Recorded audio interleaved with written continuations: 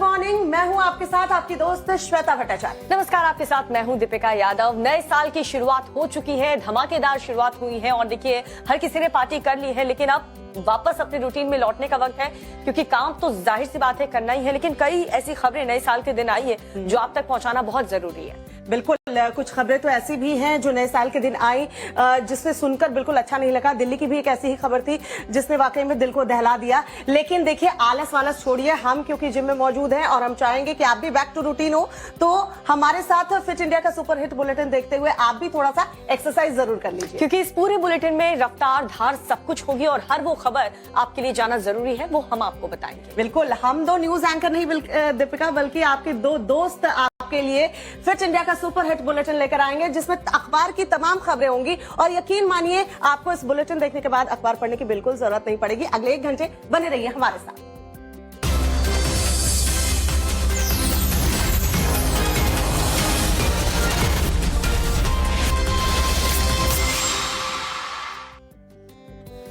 तो देखिए, सुबह होती नहीं है कि बड़ी खबरों के आने का जो सिलसिला है वो भी शुरू हो जाता है। राजस्थान से ही एक ऐसी बड़ी और दुखद खबर मिल रही है जिसमें रेल हादसा हुआ है और बताया जा रहा है कि कई लोग जख्मी हो गए हैं, क्योंकि पूरी की पूरी ट्रेन वो पटरी से उतर चुकी है और उसके बाद ये हादसा हुआ। राजस्थान की ये खबर, बिल्कुल राजस्थान से खबर आ रही है। राजस्थान के पाली में ये रेल हादसा हुआ है। सूर्य नगरी एक्सप्रेस के डिब्बे जो है वो पटरी से उतर आए हैं। बताया जा रहा है हादसे में कुछ लोगों के जख्मी होने की खबर भी मिल रही है। बड़ी खबर हम आपको बता रहे हैं। देखिए, शुरुआत ही दीपिका ऐसी खबर से हुई है। हमने कहा कि 1 तारीख को भी कुछ ऐसी ही खबरें आई थी। राजस्थान में यह हादसा हुआ है। राजस्थान के पाली में बताया जा रहा है रेल हादसा हुआ है जिसमें कुछ लोगों के जख्मी होने की खबर है। बांद्रा से जोधपुर की तरफ ये सूर्य नगरी एक्सप्रेस जा रही है, उस दौरान ये हादसा पेश आया।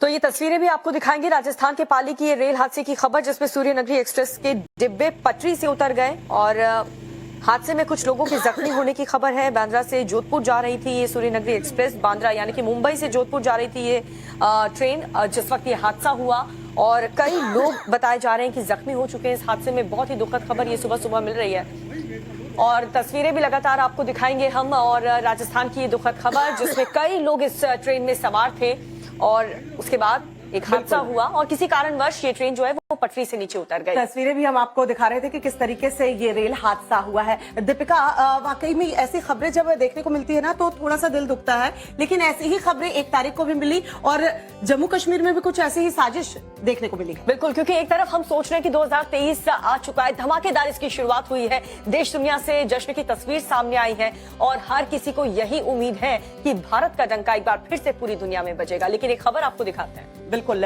खबर जम्मू कश्मीर से हम आपको बता रहे हैं। भारत का डंगा देखिए पूरी दुनिया में तो बज ही रहा है, लेकिन आतंकियों को ना ये डाइजेस्ट नहीं हो पाता है, इसीलिए घाटी को फिर से कैसे दहलाने की साजिश रची गई है हम आपको रिपोर्ट दिखाते हैं। जम्मू कश्मीर के राजौरी में रविवार की शाम आतंकियों ने हिंदू परिवारों को निशाना बनाया। ग्रेनेड से हमले के बाद आतंकियों ने अंधाधुंध फायरिंग की, जिसमें 4 लोगों की मौत हो गई जबकि 6 लोग घायल हैं। सभी घायलों को इलाज के लिए जम्मू शिफ्ट किया गया है। आतंकी संगठन TRF ने टारगेट किलिंग की जिम्मेदारी ली है। आतंकियों ने 3 हिंदू परिवारों को निशाना बनाया। तीनों घरों के बीच सिर्फ 50 मीटर की दूरी है। पास में एक राम मंदिर भी है। दूसरी तरफ श्रीनगर में आतंकियों ने CRPF की गाड़ी पर ग्रेनेड फेंका, जिसमें एक नागरिक जख्मी हो गया। ये बहुत बड़ा जघन्य अपराध, ये बहुत बड़ा अत्याचार और महापाप पाकिस्तान के कायर और दरिंदे आतंकवादियों ने राजौरी के ढांगरी गांव में किया है। सुरक्षा बलों ने घाटी में आतंकियों की कमर तोड़ दी है, जिससे आक्रोशित आतंकी अब टारगेट किलिंग की साजिश रच रहे हैं। पिछले साल भी घाटी में हिंदुओं को टारगेट किया गया। आतंकियों के कायराना हरकत के खिलाफ लोगों में आक्रोश है। स्थानीय लोगों ने आज बंद बुलाया है। तो वाकई में घाटी में जिस तरीके से आतंकियों ने दीपिका ये करतूत की है ना, पूरे देश में गुस्सा है और जाहिर सी बात है हमारे सुरक्षा बल के जवान जो है ना वो जवाब देने में सक्षम है। बिल्कुल, धमाकेदार यहाँ पर आगाज 2023 का हुआ, इसमें कोई दो राय नहीं है, क्योंकि हमारी सेना मुंह तोड़ जवाब इन आतंकवादियों को दे रही है। लेकिन इसी बीच एक धमाका सोलापुर में भी हुआ है, कई लोगों की जान चली गई है। पटाखा फैक्ट्री में दरअसल ब्लास्ट हुआ है। देखिए खबर क्या है। महाराष्ट्र के सोलापुर में एक पटाखा फैक्ट्री में भीषण ब्लास्ट हो गया। हादसे में 9 लोगों की मौत हो गई। घटना बार्शी तालुका के पंगरी गांव की है। बताया जा रहा है कि फैक्ट्री में पटाखा बनाने का काम चल रहा था। मजदूर काम पर लगे थे। इसी दौरान जोरदार धमाका हो गया। ब्लास्ट के वक्त फैक्ट्री में करीब 40 मजदूर मौजूद थे। 3 महिलाओं की मौके पर ही मौत हो गई। ब्लास्ट के बाद आग लगने की वजह से कई लोग झुलस गए। फैक्ट्री में आग की लपटें और धुआं दूर से देखा गया। ब्लास्ट की खबर मिलने पर फायर ब्रिगेड के साथ पुलिस प्रशासन और तहसीलदार मौके पर पहुंचे और राहत कार्य के साथ हादसे की जांच पड़ताल शुरू की। अभी तक आग लगने की वजह साफ नहीं हो पाई। नए साल के पहले ही दिन इतने बड़े हादसे ने सवाल खड़े कर दिए हैं। सरकार ने हादसे की जांच और कार्रवाई के आदेश दिए हैं। तो नए साल की शुरुआत ही हुई है कि इस तरीके की दुखद खबर सामने आ रही है। गुस्सा भी होता है मन में कि आखिर ऐसे इंतजाम वहां पर क्यों नहीं किए गए थे पहले से ही। हो सकता था कि कुछ लोगों की कम से कम जान तो बच जाती। श्वेता, बिल्कुल दीपिका, सही कहा आपने। रोजी रोटी कमाने के लिए मजदूर जो है फैक्ट्री में काम करते हैं और देखिए किस तरीके से धमाका हो जाता है, अपनी जान भी गंवाते हैं। ऐसे ही धमाके की एक खबर जो है नासिक की फैक्ट्री से भी आई है, वो खबर भी हम आपको दिखाते हैं।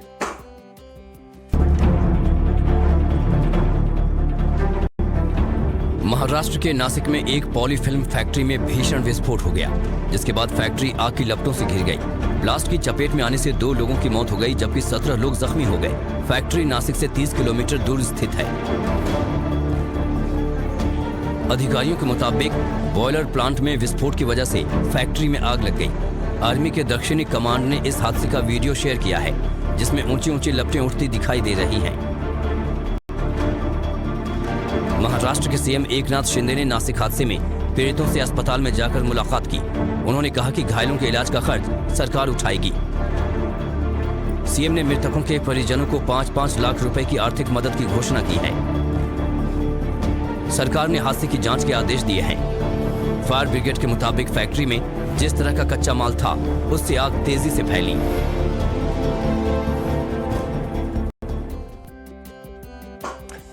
दीपिका, नए साल में देखिए कुछ लोग तो जश्न में डूबे रहे और वहीं कुछ लोग जो है हादसे का शिकार हो गए।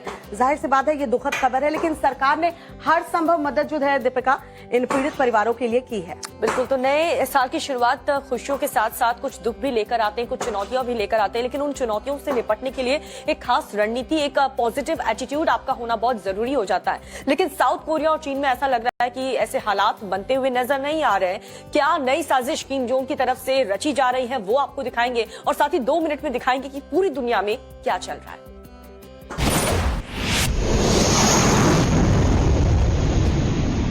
नए साल में भी चीन अपनी हरकतों से बाज नहीं आया है। पीपल्स लिबरेशन आर्मी ने दम भरने के लिए एक प्रोपेगेंडा वीडियो जारी किया है, जिसमें हवाई से लेकर जमीन तक पीएलए के जवानों ने पावर शो किया है।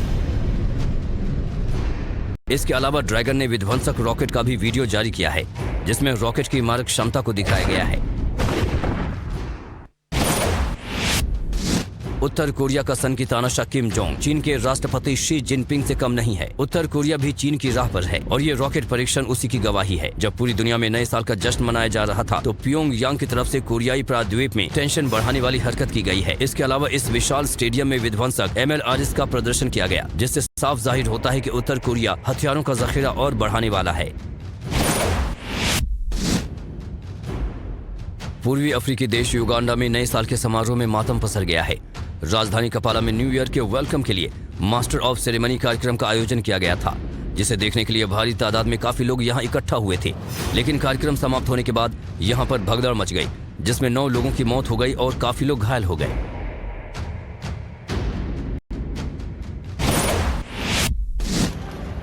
अब को निशाना बनाया गया है। इस टेरर अटैक में 10 लोगों की मौत हो गई, जबकि 8 लोग गंभीर रूप से घायल हुए हैं। बता दें कि 4 दिन पहले भी यानी 29 दिसंबर को नॉर्थ तखार प्रोविंस के तालुकान शहर में हमला किया गया था, जिसमें 4 लोग घायल हो गए थे।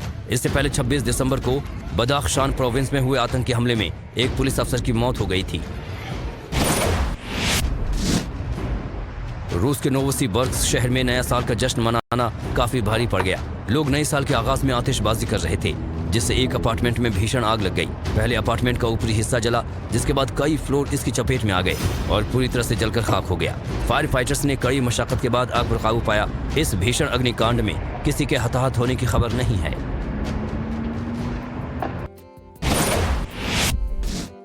तो हम उम्मीद यही करते हैं कि नए साल बहुत सारी खुशियां लेकर आएगा, सुख शांति लेकर आएगा, लेकिन ये जो 2 मिनट में दुनिया की तस्वीर आपने देखी, खबर आपने देखी, ऐसा लगता नहीं है।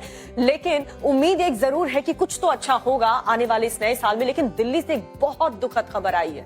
बिल्कुल, ये दुखद खबर दीपिका ऐसी है जिसको देखने के बाद मेरी तो रूह कांप गई है। बड़ा सवाल ये उठता है कि आखिरकार उस वक्त पुलिस कहां थी और जाहिर सी बात है ऐसी घटना घट कैसे गई। इस घटना पर तमाम अपडेट्स हम आपको देते रहेंगे। फिलहाल ये रिपोर्ट देखिए। तेज रफ्तार कार सड़क पर दौड़ती रही और कार के नीचे एक लड़की फंसी रही। दिल्ली के कंझावला की ये तस्वीरें पूरे देश को परेशान कर रही हैं और बेहद डरावनी भी हैं। 20 साल की एक लड़की अपने घर की जिम्मेदारी संभाल रही थी। वो अकेली मेंबर थी जो कमाती थी और पूरे परिवार को पाल रही थी, मगर जिस दर्दनाक तरीके से उसकी जान गई वो बेहद हैरान करने वाला मामला है। मेरी सब कुछ करने धरने वाली मेरी बेटी थी। मैं तो 3 साल हो गए, किडनी खराब हुए, मैं तो घर बैठी हुई हूँ। अब सवाल इस बात को लेकर भी उठ रहे हैं कि कंझावला में लड़की की हत्या हुई या हादसे में उसकी मौत हुई। इन सवालों का जवाब पोस्टमार्टम रिपोर्ट से मिलने की उम्मीद है। लड़की के परिजन इस मामले में पुलिस की भूमिका पर सवाल उठा रहे हैं। हमको न्यूज देखी है तो डीसीपी साहब कह रहे हैं कि लड़की के साथ कुछ गलत नहीं हुआ। अभी वो कैसे कह देंगे कि लड़की के साथ गलत नहीं हुआ। 5 आरोपी गिरफ्तार हो चुके हैं, लेकिन लड़की के परिजनों ने पूरे मामले की निष्पक्ष जांच कराने की मांग की है ताकि सच्चाई सामने आ सके। हालांकि शुरुआती दौर में पुलिस इसे हादसा बता रही है। इनिशियल इन्वेस्टिगेशन में इस्टेब्लिश हुआ है और ये है कि एक फैटल एक्सीडेंट है। तो वाकई में उस लड़की ने भी कभी नहीं सोचा होगा कि इतना दुखद ये घटना घट सकती है। और नए साल के दिन वाकई में सबसे ज्यादा डिस्टर्बिंग खबर यही राजधानी दिल्ली से आई है। वाकई में ये घटना जो घटी है उसने कई सवाल भी खड़े किए हैं और यही वजह है कि विपक्षी पार्टी भी देखिए ना अब इस घटना को लेकर सवाल खड़े कर रहे हैं कि आखिरकार दिल्ली में इतनी बड़ी वारदात कैसे हो गई, वो भी न्यू ईयर के मौके पर। दिल्ली के कंझावला में लड़की की दर्दनाक मौत के मामले में सियासत भी तेज हो गई है। आम आदमी पार्टी ने दिल्ली के उपराज्यपाल पर तीखा हमला बोला है। आप नेता सौरभ भारद्वाज ने ट्वीट के जरिए निशाना साधते हुए सवाल पूछा है कि क्या दिल्ली के एलजी की कोई जवाबदेही नहीं? पुलिस सीधा भाजपा के एलजी के अधीन आती है। इनके रहते दिल्ली में जंगल राज आ गया है। क्या इसका काम केवल दूसरों को चिट्ठियां लिखना है? इनकी जवाबदेही तय हो। दिल्ली महिला आयोग के अध्यक्ष स्वाति मालीवाल ने भी इस मामले को बेहद गंभीर बताते हुए दिल्ली पुलिस से रिपोर्ट तलब की है। ये बहुत ही ज्यादा डराने वाली घटना। आरोपियों को पकड़ लिया गया है और सभी पहलुओं पर गहनता से विचार किया जा रहा है।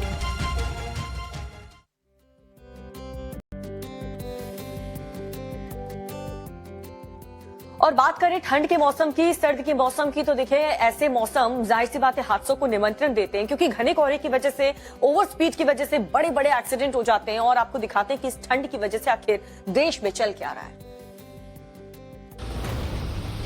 उत्तर भारत में शीतलहर का कहर जारी है। पहाड़ से मैदान तक लोगों को सर्द हवाओं का सामना करना पड़ रहा है। राजधानी दिल्ली में ठंड के अलावा प्रदूषण भी परेशानी का सबब बना हुआ है। दिल्ली की हवा में घुलता जहर आने वाले दिनों में भी संकट बढ़ा सकता है। मौसम विभाग ने इस हफ्ते दिल्ली में पारा के और गिरने का अनुमान लगाया है। मौसम विभाग के मुताबिक राजधानी में अधिकतम तापमान 16 और न्यूनतम तापमान 4 डिग्री तक रह सकता है। 3 से 6 जनवरी तक शीतलहर के लिए येलो अलर्ट जारी किया गया है। वहीं उत्तर प्रदेश, हरियाणा और पंजाब में भी सर्द हवाएं सताती रहेंगी। ठंड के प्रकोप की वजह से पंजाब में स्कूलों की छुट्टियां 8 जनवरी तक बढ़ा दी गई हैं, यानी पंजाब में आज स्कूल नहीं खुलेंगे। उत्तर प्रदेश में भी गिरते तापमान की वजह से परेशानी बढ़ रही है। वाराणसी में 4 जनवरी तक स्कूल बंद रखने का आदेश दिया गया है, जबकि लखनऊ में भी डीएम ने 8वीं तक के स्कूलों की टाइमिंग बदलने के निर्देश दिए हैं। और देखिए दीपिका, अभी अभी बड़ी खबर आ रही है यूपी के हाथरस से। बड़ी खबर दोस्तों को बता दें, दरअसल बोलेरो और ट्रक में टक्कर हुई है। हादसे में 3 लोगों की मौत की खबर मिल रही है, 3 वहीं जख्मी बताए जा रहे हैं। कोहरे की वजह से देखिए विजिबिलिटी कम होता है और ऐसे में कई जगह सड़क हादसों की जो है खबर सामने आ रही है। इस वक्त जो खबर आ रही है वो यूपी के हाथरस से आ रही है, जहां बोलेरो और ट्रैक्टर में टक्कर हुई है। हादसे में 3 की मौत हुई है, 3 गंभीर रूप से घायल बताए जा रहे हैं। उत्तर प्रदेश के हाथरस की खबर आपको बता रहे हैं, और सिर्फ उत्तर प्रदेश के हाथरस की अगर बात करें, इसके अलावा कई ऐसे जगह हैं जहां पर कई बार एक्सीडेंट की खबरें आती हैं क्योंकि जाहिर सी बात है घने कोहरे की वजह से ऐसी खबरें बैक टू बैक कार आपस में टकरा जाती हैं और इसीलिए बार बार यही नसीहत दी जाती है कि आप अपनी जो स्पीड है कार की उसे कम रखें ताकि इन हादसों से बचा जा सके। बिल्कुल, इन हादसों से बचा जा सके और इसके लिए आपको ख्याल रखना ही होगा। वैसे दीपिका, नए साल की शुरुआत हो चुकी है, लेकिन देखिए किस तरीके से रशिया और यूक्रेन, इसकी लड़ाई तो लग रहा है खत्म ही नहीं होगी। तबाही का मंजर यूक्रेन में देखने को मिल रहा है, रशिया की हालत भी ठीक नहीं है। बावजूद इसके देखिए दोनों कंट्रीज जो हैं वो न झुकने को तैयार है, न पीछे हटने को तैयार है। 2 मिनट में पूरे वॉर की डिटेल आपको दिखाते हैं, देखिए सर।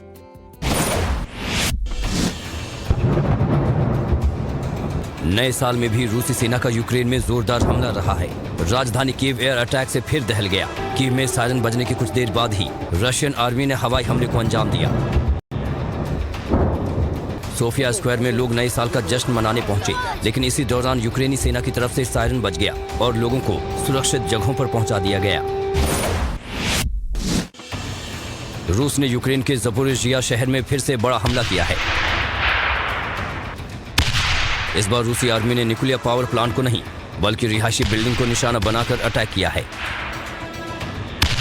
रूसी फौज ने रॉकेट से इस इमारत पर हमला किया जिसमें इसको काफी नुकसान पहुंचा है। रॉकेट अटैक से बिल्डिंग का शीशा चकनाचूर हो गया।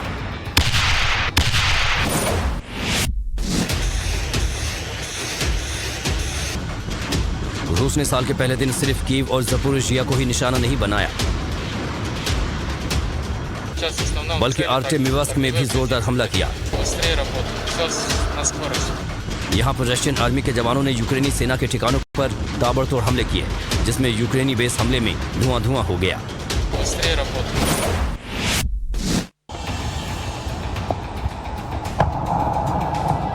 रशियन आर्मी की तरफ से यह बड़ा हमला खेमेलनित्स्की के पास यूक्रेन के स्पेशल यूनिट पर हुआ जिसमें यह यूनिट गोलीबारी में पूरी तरह से खाक हो गया, जिसमें यूक्रेनी आर्मी को बड़ा नुकसान हुआ है। यूक्रेन के एसओएफ की 8वीं रेजिमेंट को रूसी सेना ने निशाना बनाया है। वोलोदिमीर ज़ेलेंस्की ने रूस के राष्ट्रपति व्लादिमीर पुतिन पर बड़ा हमला किया है। राष्ट्रपति ज़ेलेंस्की ने कहा है कि प्रेसिडेंट पुतिन रूसी सत्ता में बने रहने के लिए यूक्रेन के खिलाफ जंग छेड़े हुए हैं और ज़ेलेंस्की ने एक बार फिर पुतिन की तुलना शैतान से कर दी है और कहा कि पुतिन को अपने देश के नागरिकों की भी चिंता नहीं है, जबकि रूसी नेताओं के घरों को मिसाइलों से सुरक्षा दी जा रही है। श्वेता, इन तस्वीरों को देख करके तो यही लग रहा है कि रूस और यूक्रेन के बीच जो युद्ध चल रहा है वो नए साल के दिन भी खत्म नहीं होने वाला है, नए साल के वक्त भी खत्म नहीं होगा, क्योंकि नए साल के वक्त ही किस तरीके से रूस ने कीव पर अटैक किया है उससे यही संकेत कम से कम मिल रहा है। बिल्कुल, तस्वीरें वहां भी तबाही के मंजर की देखने को मिल रही है, वहां भी खौफ का मंजर देखने को मिल रहा है। ऐसा एक खौफ यूपी में भी देखने को मिल रहा है। आपको बता दूं, यूपी के अपराधी भी डरे हुए हैं क्योंकि यूपी पुलिस ताबड़तोड़ एनकाउंटर कर रही है। रिपोर्ट दिखाते हैं, देखिए जरा। यूपी पुलिस का ऑपरेशन क्लीन बदमाशों पर भारी पड़ रहा है। नए साल के पहले दिन पुलिस ने 1 लाख रुपए के इनामी बदमाश को एनकाउंटर में ढेर कर दिया। देर शाम ग्रेटर नोएडा पुलिस की बदमाशों के साथ मुठभेड़ हुई। दोनों ओर से हुई फायरिंग में बदमाश कपिल गोली लगने से घायल हो गया। पुलिस उसे अस्पताल ले गई, लेकिन डॉक्टर ने उसे मृत घोषित कर दिया।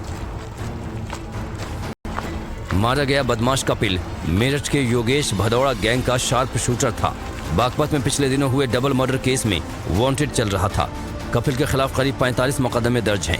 इनमें हत्या का प्रयास, लूट, डकैती और अपहरण जैसे संगीन मामले हैं। बदमाश के पास से पुलिस ने एक पिस्टल भी बरामद की है। पुलिस के मुताबिक बदमाश कपिल गौतम बुद्ध नगर में किसी बड़ी वारदात को अंजाम देने के इरादे से आया था।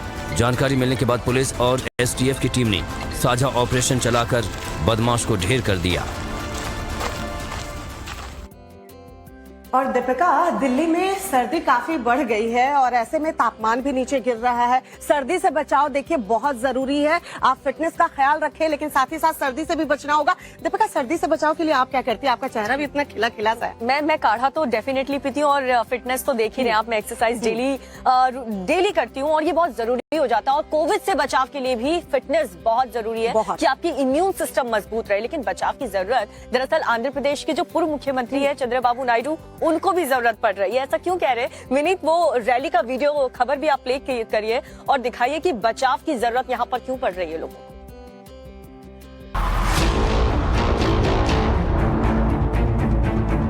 आंध्र प्रदेश के पूर्व मुख्यमंत्री एन चंद्रबाबू नायडू के कार्यक्रम में भगदड़ मचने से 3 लोगों की मौत हो गई। गुंटूर जिले में चंद्रबाबू नायडू के एक जनसभा के दौरान अचानक भगदड़ मची थी, जिसमें 3 लोगों की जान चली गई। बताया जा रहा है कि चंद्रबाबू नायडू ने पोंगल के लिए तोहफे बांटने के लिए लोगों को बुलाया था। इससे पहले जनसभा हुई थी और नायडू वहां से चले गए। इसके बाद गिफ्ट लेने के लिए लोगों की भीड़ उमड़ी और अचानक भगदड़ मच गई। भीड़ को काबू करने की कोशिश की गई, लेकिन तब तक हादसा हो चुका था। 4 दिन के अंदर ये दूसरा मौका है जब नायडू के कार्यक्रमों में भगदड़ मची है। इससे पहले 28 दिसंबर को नेल्लोर जिले में पूर्व मुख्यमंत्री के रोड शो के दौरान भगदड़ में 8 लोगों की मौत हो गई थी, जिसमें एक महिला भी शामिल थी।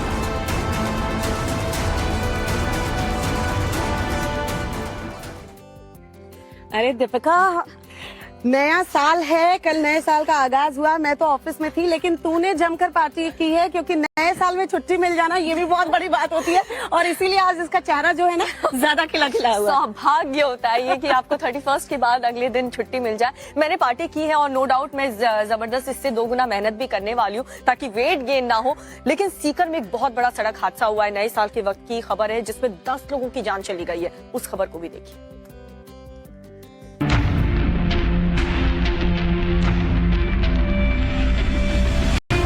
राजस्थान के सीकर के खंडेला में हुए सड़क हादसे में मरने वालों का आंकड़ा 10 हो गया है, जबकि कुछ घायलों की हालत नाजुक बताई जा रही है।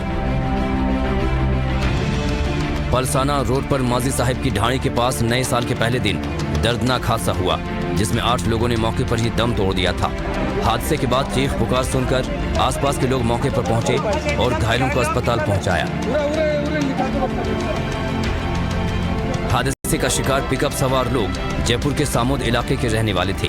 ये सभी नए साल के मौके पर खंडेला में गणेश जी के दर्शन करने गए। इस दौरान पिकअप ने सामने से आ रही एक बाइक को टक्कर मार दी और पलसाना की तरफ जा रही बोरवेल मशीन में जा घुसी। चश्मदीदों ने बताया कि पिकअप बाइक सवार को काफी दूर तक ले गई। हादसे में बाइक सवार महिला और पुरुष की भी मौत हो गई।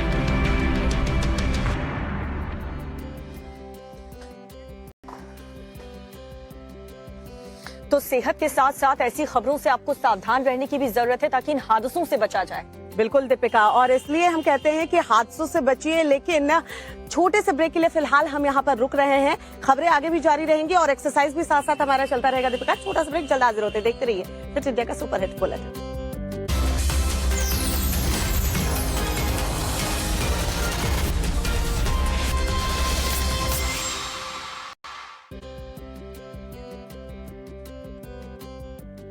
तो इस 5 मिनट के ब्रेक में हमने तो भरपूर एक्सरसाइज की और सिर्फ ज्ञान नहीं दे रहे, वाकई में, क्योंकि आप हमारी फिटनेस को देख करके, हमारे कामकाज करने के तरीके को देख करके ये समझ सकते हैं कि हम अपनी सेहत का कितना ज्यादा ध्यान रखते हैं और कभी छुट्टी भी नहीं लेते। श्रद्धा, बिल्कुल छुट्टी नहीं लेते हैं। और न्यू ईयर रेजोल्यूशन जो हमने अपनी फिटनेस को लेकर लिया है, देखिए हम उस पर पूरा फोकस कर रहे हैं। 5 मिनट में हमने पूरी एक्सरसाइज की, आगे भी हम करने वाले हैं। तब तक 2 मिनट में आप देखिए देश में क्या कुछ हो रहा है।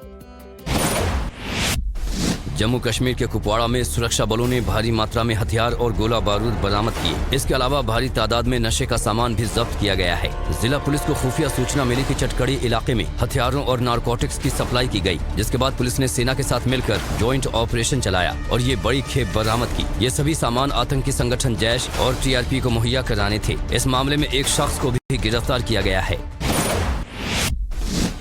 कांग्रेस नेता जयराम रमेश का एक बड़ा बयान आया है, जिसके बाद से ये लगता है कि 2024 के लोकसभा चुनाव के लिए विपक्षी एकता की राह आसान नहीं है। जयराम रमेश ने कहा कि सिर्फ विपक्षी एकता के नाम पर कांग्रेस का महज 200 सीटों पर चुनाव लड़ना नामुमकिन है कि विपक्ष इस बात को समझे कि बीजेपी का मुकाबला सिर्फ राष्ट्रीय स्तर पर कांग्रेस ही कर सकती है और इतनी कम सीटों पर चुनाव लड़ना उनकी पार्टी के लिए बहुत मुश्किल है।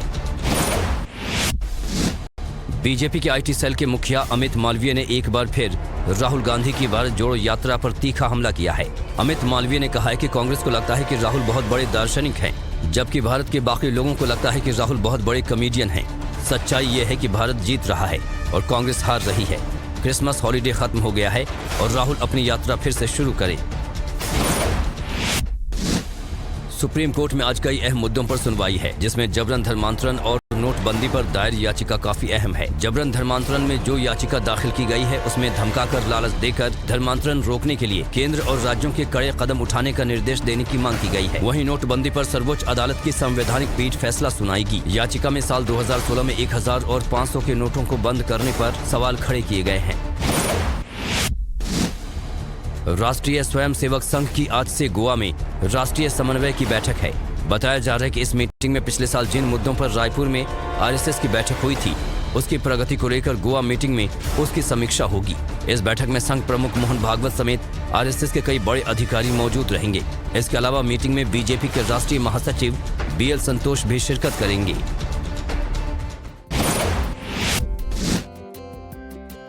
दीपिका, आज खबरों के लिहाज से काफी अहम दिन है। आपको बता दें, सुप्रीम कोर्ट में भी कई अहम सुनवाई जो है बड़े मुद्दों पर होनी है। वहीं गोवा में आरएसएस की जो है एक अहम बैठक होगी। बिल्कुल, तो एक्सरसाइज करते करते ऐसा नहीं है कि आपको खबर नहीं बताएंगे। तुनिशा केस में आज क्या नया अपडेट है, क्या होने वाला है, उस खबर को भी आपको दिखाते हैं।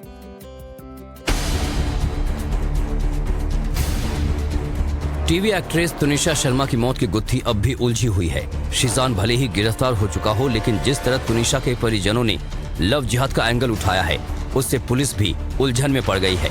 फिलहाल शीजान को 14 दिन की न्यायिक हिरासत में भेजा गया है। वहीं शीजान खान के परिजन आज पूरे मामले में प्रेस कॉन्फ्रेंस के जरिए अपना पक्ष रखेंगे। शीजान बहन पलक नाज और शफाफ नाज ने पहले ही साफ किया है कि उनकी चुप्पी को कमजोरी न समझा जाए। दोनों बहनों ने कुछ लोगों पर शीजान को जानबूझकर बदनाम करने का आरोप भी लगाया है। वहीं तुनिशा शर्मा की मां इस मामले की शुरुआत से ही लगातार एक्टर शीजान खान और उनकी फैमिली पर कई आरोप लगाती आ रही हैं। तुनिशा शर्मा की मां वनिता शर्मा ने शीजान खान और उनके परिवार पर अपनी बेटी का धर्म बदलवाने, हिजाब पहनने जैसे गंभीर आरोप लगाए।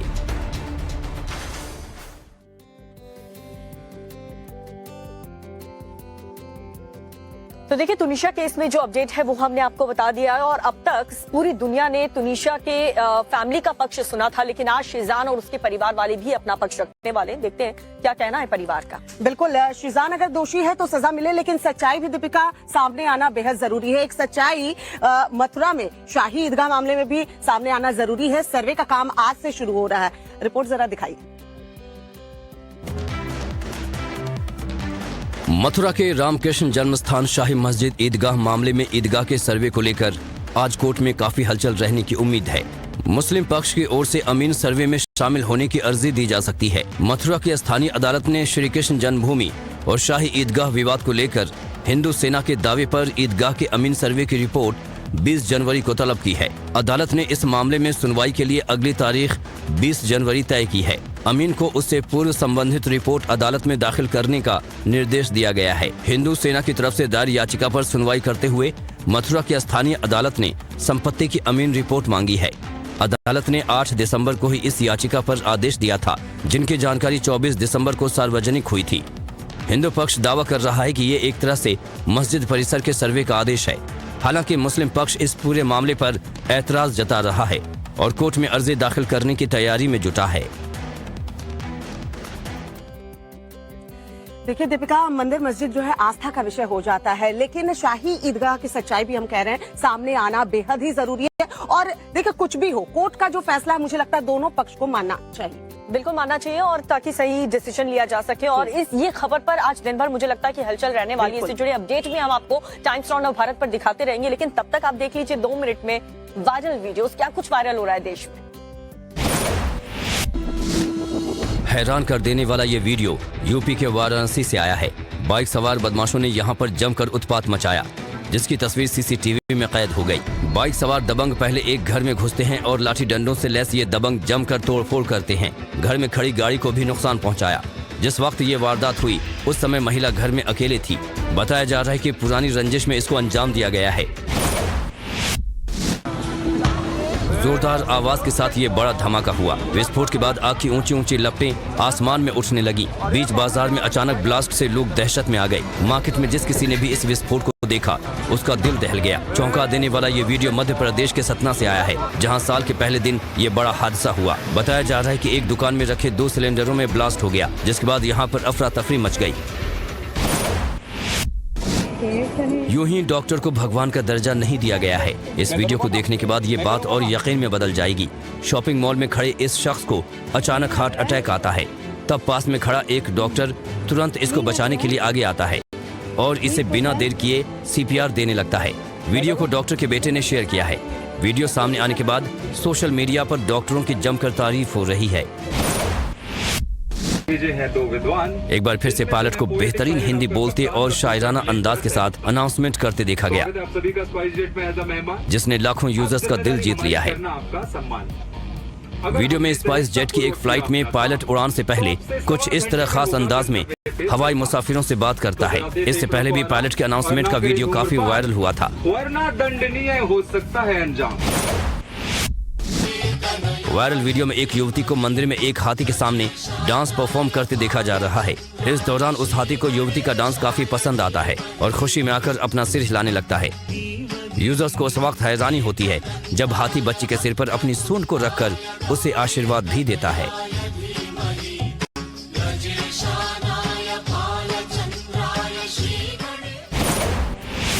और इस बीच एक बड़ी खबर मिल रही है। दरअसल ये बड़ी खबर पाकिस्तान से है। पाकिस्तान के कराची में हर्ष फायरिंग हुई है, जिसमें 37 लोगों के जख्मी होने की खबर मिल रही है। पाकिस्तान से इस वक्त की बड़ी खबर आपको बता रहे हैं और इसमें कई महिलाएं शामिल हैं, बच्चे शामिल हैं। कराची के अलग अलग हिस्सों में हर्ष फायरिंग हुई है। कराची में नए साल पर ये हर्ष फायरिंग हुई है, जिसमें महिला और बच्चे घायल जख्मी है।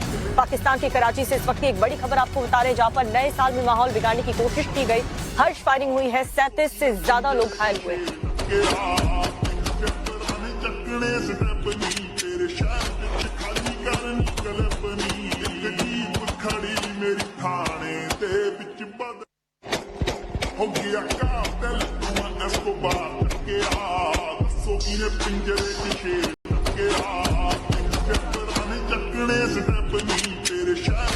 तो पाकिस्तान के कराची की ये खबर आपने देखी, जिसमें 37 से ज्यादा लोग घायल हुए हैं। हर्ष फायरिंग की ये खबर जिसमें 37 से ज्यादा लोग घायल हो गए हैं। दरअसल नए साल का वक्त था और किस तरीके से माहौल खराब करने की कोशिश की है। बिल्कुल, नए साल के वक्त में अमूमन देखने को मिलता है कि देश में ना माहौल खराब करने की कोशिश की जाती है। हालांकि ये तस्वीरें पाकिस्तान के दीपिका, बात हरियाणा की कर ले। हरियाणा में स्पोर्ट्स मिनिस्टर जिन्हें इस्तीफा कल ही देना पड़ा है विवादों में फंसने की वजह से। विवाद पूरा क्या है वो जरा हम अपने दोस्तों को बता दें। हरियाणा के खेल मंत्री संदीप सिंह की गिरफ्तारी कभी भी हो सकती है। माना जा रहा है कि आज SIT संदीप सिंह से पूछताछ कर सकती है। इसके बाद आगे की कार्रवाई होगी। रविवार को जांच टीम ने आरोप लगाने वाली महिला कोच के बयान दर्ज किए हैं। साथ ही उनकी ओर से दर्ज की गई शिकायत के आधार पर संदीप सिंह के खिलाफ सबूत भी जुटाए हैं। इससे पहले आरोप लगाने वाली कोच ने हरियाणा के गृह मंत्री अनिल विज से भी मुलाकात की थी और पूरे मामले की जानकारी दी थी। अनिल विज ने साफ किया है कि वो इस पूरे मामले में CM और आरोपी मंत्री से बात करेंगे ताकि इंसाफ सही तरीके से हो सके। हर बात को मैंने ध्यानपूर्वक सुना है और हमारा काम है सबको इंसाफ दिलाना। संदीप सिंह पर हरियाणा की जूनियर एथलेटिक्स कोच ने यौन उत्पीड़न का आरोप लगाया है। इसके बाद संदीप सिंह ने फिलहाल खेल विभाग छोड़ दिया है और खुद पर लगे आरोपों को निराधार भी बताते हुए निष्पक्ष जांच की मांग भी की है। खेल विभाग के जूनियर कोच ने जो एलिगेशंस, गलत फॉल्स एलिगेशंस लगाए हैं, उसकी मैं चाहूँगा कि अच्छे से जांच हो। जांच चल भी रही है। मुझे लगता है संदीप सिंह से आज पूछताछ भी हो सकती है और जाहिर सी बात है उन पर गिरफ्तारी की तलवार भी लटक रही है। लेकिन एक बवाल झारखंड सरकार के लिए गए फैसले पर भी हुआ है। बिल्कुल, जैन समाज के लोग दीपिका काफी आग बबला हो रहे हैं। कल तस्वीरें आ रही थी दिल्ली से लेकर मुंबई तक, अलग अलग शहरों से ये तस्वीरें आ रही थी किस तरीके से जैन समाज के लोग जो है हजारों लाखों लोग सड़कों पर उतरे थे, प्रदर्शन कर रहे थे। पूरा मामला क्या है दिखाते हैं आपको। विनीत, जरा रिपोर्ट दिखाइए। दिल्ली, मुंबई, अलीगढ़ समेत देश के कई शहरों में जैन समुदाय के लोग बड़ी संख्या में सड़कों पर उतरे और सरकार के खिलाफ नाराजगी जाहिर की। जैन समुदाय का ये आक्रोश जैन में तीर्थ समेत शिखर जी को पर्यटन स्थल घोषित करने के खिलाफ है। सड़कों पर उतरकर सभी लोगों ने सरकार से फैसला वापस लेने की मांग की। साथ ही ऐसा न होने पर उग्र आंदोलन की चेतावनी दी है। सरकार को मानना पड़ेगा, नहीं तो एक एक जैनी बच्चे से बच्चा सड़क पे आ जाएगा, प्रोटेस्ट करेगा, सरकार उसी को देखेगी।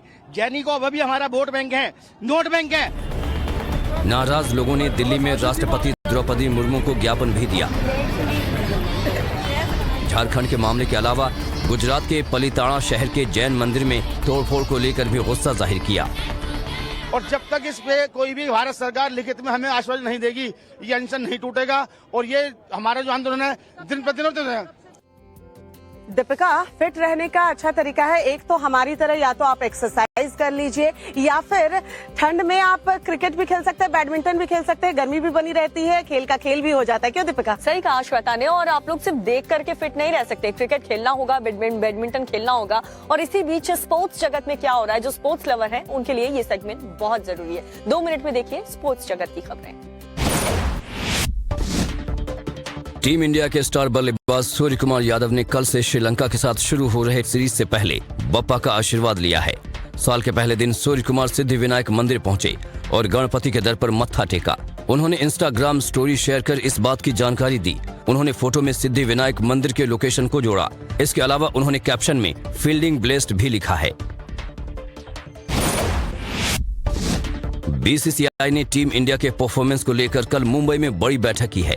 मीटिंग में सिलेक्शन से लेकर वनडे वर्ल्ड कप की तैयारियों और आईपीएल में खेलने वाली टीम इंडिया के खिलाड़ियों के वर्कलोड मैनेजमेंट को लेकर कई फैसले लिए गए। इस बैठक में खिलाड़ियों की फिटनेस पर भी लंबी बातचीत हुई और इस साल अक्टूबर-नवंबर में भारत में होने वाले वनडे विश्व कप को लेकर टीम की तैयारी कैसे आगे बढ़ेगी, इसका प्लान भी तय किया गया। टीम इंडिया के पूर्व कप्तान और धाकड़ बल्लेबाज सौरव गांगुली आने वाले वक्त में कुछ नया कर सकते हैं, क्योंकि साल के पहले ही दिन उन्होंने एक वीडियो सोशल मीडिया पर अपलोड किया है जिसमें वो बैटिंग करते हुए नजर आ रहे हैं, जिससे अटकलों का बाजार गर्म हो गया है कि अब दादा कुछ नया करने वाले तो नहीं हैं। सौरव गांगुली ने 5 सेकंड का जो वीडियो पोस्ट किया है उसमें कमिंग सून लिखा है, जिससे इस बात का अंदाजा लगाया जा रहा है कि दादा कुछ नया करेंगे।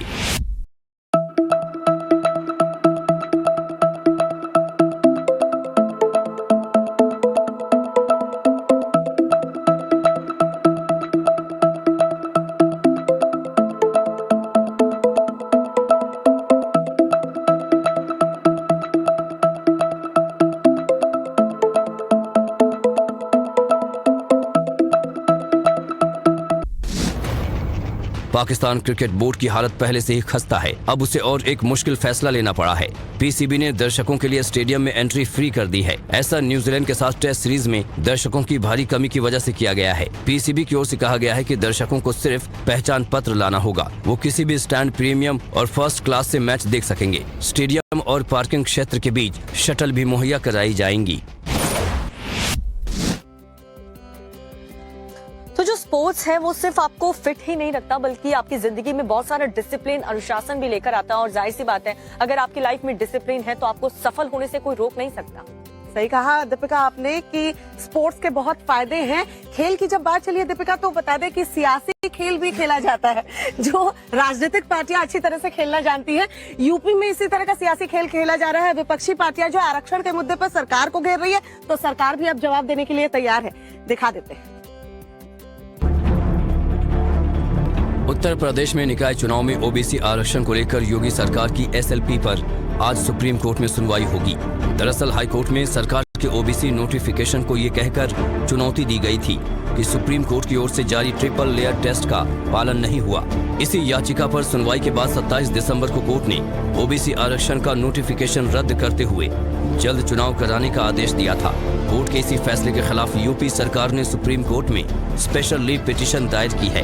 वहीं विपक्ष सरकार के रवैये पर सवाल उठा रहा है। सरकार पिछड़े वर्ग के आरक्षण को खत्म करना चाह रही है, फिर उसके बाद दलित लोगों का भी आरक्षण खत्म करना चाह रही थी।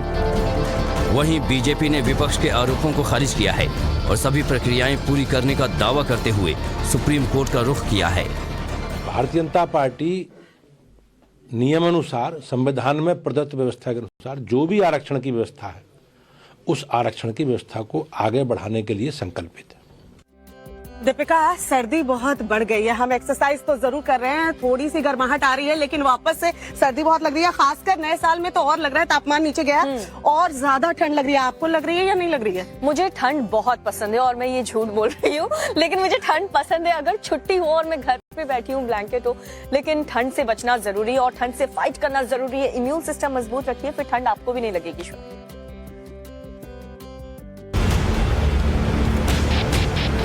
नए साल की पहली शाम दिल्ली एनसीआर के हालात कुछ इस तरह के थे।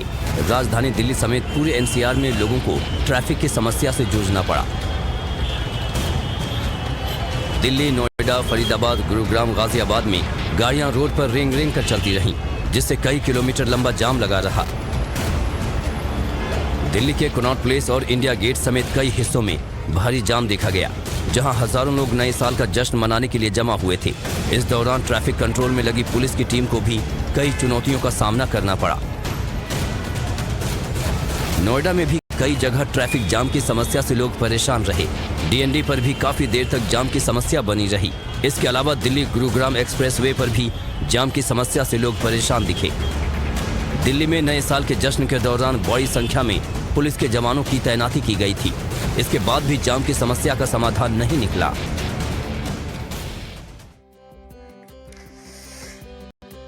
तो दिल्ली के जाम की शिकायत हर किसी को रहती है। जो भी एक बार दिल्ली आता है वो इंडिया गेट और लाल किले को याद करे ना करे, लेकिन दिल्ली के ट्रैफिक को जिंदगी भर याद रखता है। यार ये ट्रैफिक की बात छोड़, टेंशन वेंशन छोड़, अब कुछ बात ऐसी हो जाए जिससे लोगों के चेहरे पे भी मतलब स्माइल नजर आए। एंटरटेनमेंट की बात करते हैं, 2 मिनट में आपको दिखाते हैं एंटरटेनमेंट जगत में क्या कुछ हो रहा है। आप भी देखिए और थोड़े से ना टेंशन वेंशन भूल जाइए। एक्ट्रेस आलिया भट्ट ने बेटी राहा को लेकर बड़ा इंटरव्यू दिया है। आलिया ने कहा कि करियर के पीक पर बेटी को जन्म देने पर उन्हें कोई पछतावा नहीं है। मैं दिल से फैसला लेती हूं और अपने फैसले को लेकर काफी खुश हूं।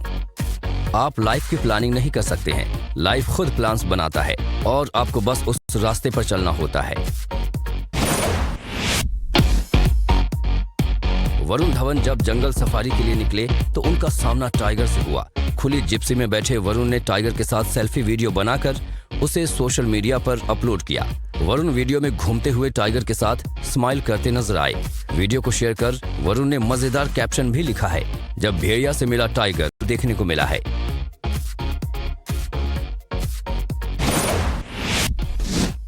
बॉलीवुड एक्ट्रेस रकुल प्रीत सिंह ने नए साल 2023 का खुलकर जश्न मनाया है। इस दौरान रकुल प्रीत ने सोशल मीडिया पर अपनी लेटेस्ट तस्वीरों को भी शेयर किया है। रकुल प्रीत की इन लेटेस्ट तस्वीरों में आप देख सकते हैं कि वे ग्रे कलर की हॉट ड्रेस में नजर आ रही हैं। रकुल प्रीत ने इन फोटो के कैप्शन में फैंस को नए साल की बधाई देते हुए 2023 के लिए सक्सेस मंत्र भी बताए हैं।